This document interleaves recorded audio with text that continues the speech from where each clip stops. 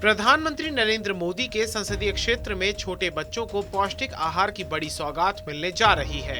उत्तर भारत का सबसे बड़ा मेगा किचन अक्षय पात्र भोजन रसोई घर बनारस के एलटी कॉलेज में बनाया गया है। प्रधानमंत्री मोदी एलटी कॉलेज वाराणसी में अक्षय पात्र भोजन रसोई घर का उद्घाटन करेंगे। इसकी क्षमता 1 लाख विद्यार्थियों के लिए दोपहर का भोजन तैयार करने की है।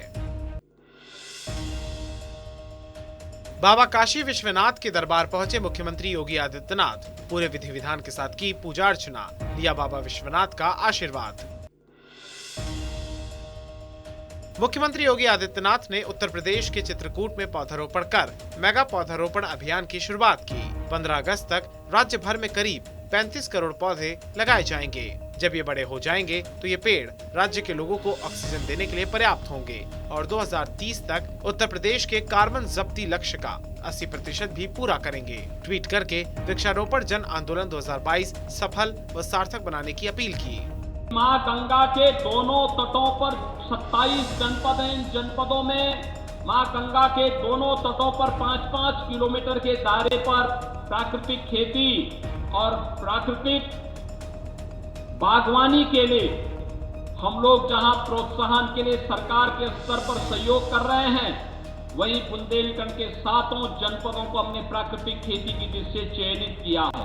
और मैं आह्वान करूंगा आपको उद्यान विभाग, वन विभाग फ्री में प्राकृतिक खेती के लिए बीज और वृक्ष दोनों उपलब्ध करवाने का कार्य करेगा।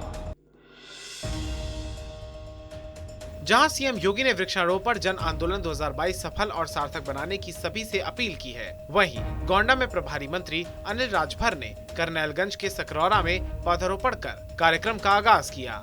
जिले में 56 लाख पौधारोपण का लक्ष्य रखा गया है। बस्ती में प्रभारी मंत्री बेबी रानी मौर्य ने पौधारोपण अभियान का किया शुभारंभ। वहीं कृषि राज्य मंत्री बलदेव सिंह औलख ने कौशाम्बी में पौधारोपण किया और सभी लोगों से एक-एक पेड़ लगाने की अपील की। तबादलों को लेकर स्वास्थ्य विभाग में हुआ बड़ा विस्फोट। ब्रजेश पाठक ने अपने ही विभाग में तबादलों पर उठाए सवाल। लखनऊ के अस्पतालों में डॉक्टरों के तबादलों पर मांगी जानकारी। प्रदेश भर में चिकित्सा और स्वास्थ्य विभाग में इस सत्र में अब तक जो भी तबादले किए गए हैं, उससे उप मुख्यमंत्री ब्रजेश पाठक संतुष्ट नहीं हैं। लखनऊ के अस्पतालों में डॉक्टरों के तबादलों पर चिट्ठी लिखकर उन्होंने जानकारी मांगी है।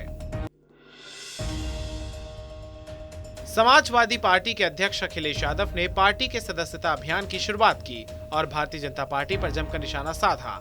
उन्होंने कहा, दोबारा सत्ता पर बैठने के 100 दिन के बाद प्रदेश में भ्रष्टाचार चरम पर है। साथ ही सबसे कहा, संविधान और लोकतंत्र की रक्षा के लिए समाजवादी पार्टी से जुड़ने की अपील की और एक ऐसा भविष्य बनाने की बात कही जिसमें समता, समानता और सौहार्द हो, जिसमें सबके लिए बराबर अवसर हो और बिना भेदभाव और भय के सबकी समान तरक्की हो। खनन माफिया हाजी इकबाल पर दूसरे दिन भी कार्रवाई जारी। सहारनपुर विकास प्राधिकरण ने भगत सिंह कॉलोनी में बनी हाजी इकबाल की 3 कोठियों को पोकलेन से जमींदोज कर दिया। जिन 2 कोठियों का निर्माण नक्शे के विपरीत था, उसमें कुछ हिस्से को किया गया ध्वस्त, जबकि एक कोठी को पूरी तरह से जमींदोज कर दिया गया। डॉक्यूमेंट्री फिल्म काली के पोस्टर ने सोशल मीडिया पर तूफान खड़ा कर दिया है। सोशल मीडिया पर भी इसका कड़ा विरोध किया जा रहा है। कुछ लोगों का कहना है कि फिल्म निर्माता धार्मिक भावनाओं को ठेस पहुंचा रही हैं। फिल्म निर्देशिका मणि मेखलाई के खिलाफ उत्तर प्रदेश और दिल्ली में शिकायत दर्ज की गई है।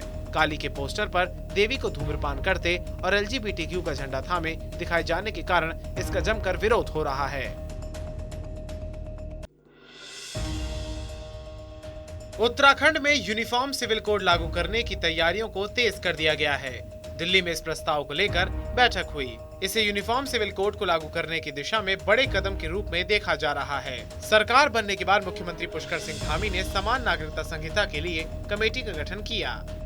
समान नागरिक संहिता उत्तराखंड के अंदर लागू हो, उसके लिए हमने उत्तराखंड की देवतुल्य जनता के सामने इस आम चुनाव से पहले संकल्प रखा था और उत्तराखंड की देवतुल्य जनता ने हमको इसमें अपना जनादेश दिया है, उन्होंने मोहर लगाई है और उसको लेकर हमने कमेटी बना दी है और कमेटी ने काम करना शुरू कर दिया है। कमेटी की पहली मीटिंग हो गई है, वो लोगों की जन सुझाव भी कमेटी लेगी, सभी जो हितधारक हैं उनसे बात करेगी, उसके बाद ड्राफ्ट बनाएगी और ड्राफ्ट बनते ही हमारी सरकार उसको लागू करेगी।